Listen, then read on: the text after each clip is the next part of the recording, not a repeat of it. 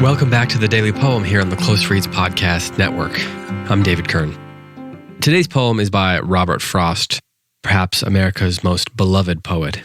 He lived from 1874 to 1963. He received 4 Pulitzer Prizes, the Congressional Gold Medal, and was named Poet Laureate of Vermont. The poem that I'm going to read today is called Putting in the Seed. It's a springtime poem, so for many of you it might feel a little far off.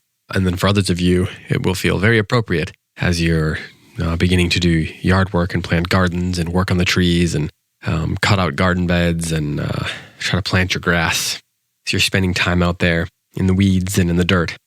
But it seems the appropriate time of year to read this poem to you. It goes like this.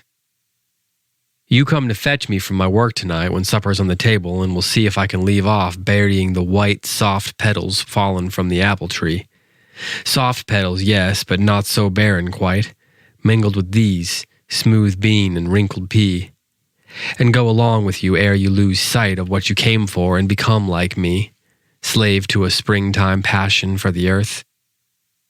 How love burns through the putting in the seed on through the watching for that early birth, when, just as the soil tarnishes with weed, the sturdy seedling with arched body comes shouldering its way, and shedding the earth crumbs. So this is actually a sonnet, or at least it has some of the hallmarks of the sonnet form. It's got the 3 quatrains in the couplet. It's got the turn after those 3 quatrains leading into the couplet at the end.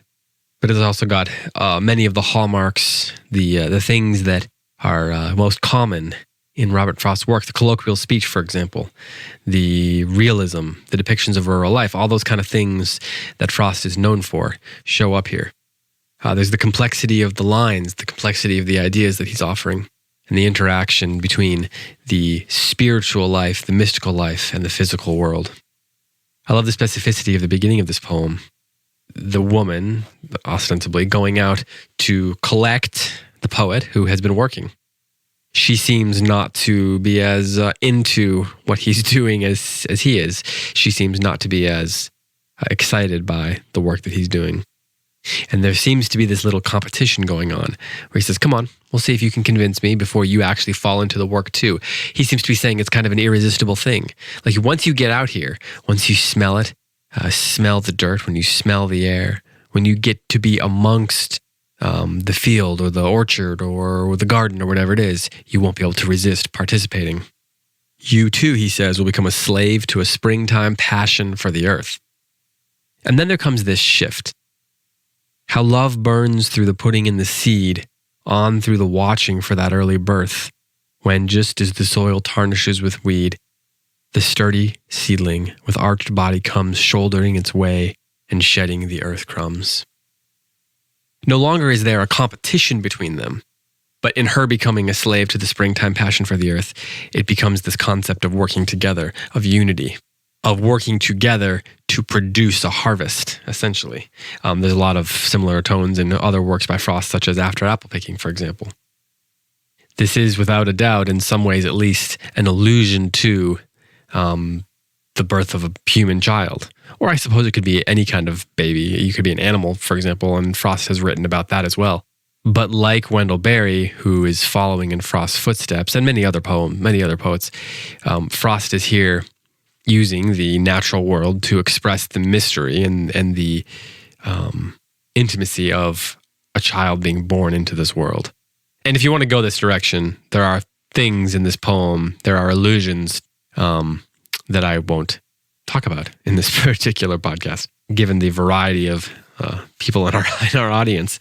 But it's a poem about the way that bringing or working to aid life coming into this world, whether that's a seed that turns into a flower, or a human child, or a calf, or whatever it is, a piece of fruit on a tree, that there is something mysterious and intoxicating and spiritual about that.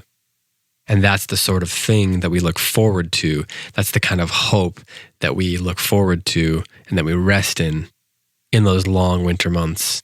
For those of you that are still buried in, snowed in rather, this is the kind of hope that you're looking forward to. It's the kind of thing that you are trusting is going to come. And in that way, it's a poem not just for spring, perhaps, but for every time, for every season. It's a poem for the seasons when it seems like the other side of some trouble is far away. In the end, we can trust and we can hope in the fact that the sturdy seedling with arched body will come shouldering its way and shed the earth crumbs. I'll read the whole thing one more time. Putting in the Seed by Frost.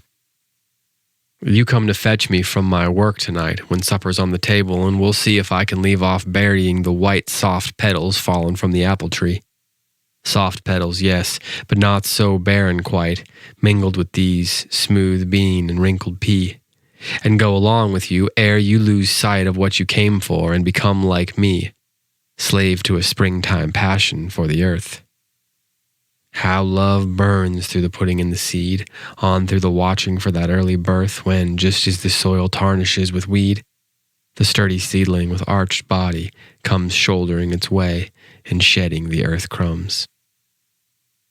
This has been the Daily Poem. Thanks so much for listening. Be back tomorrow with another poem for you.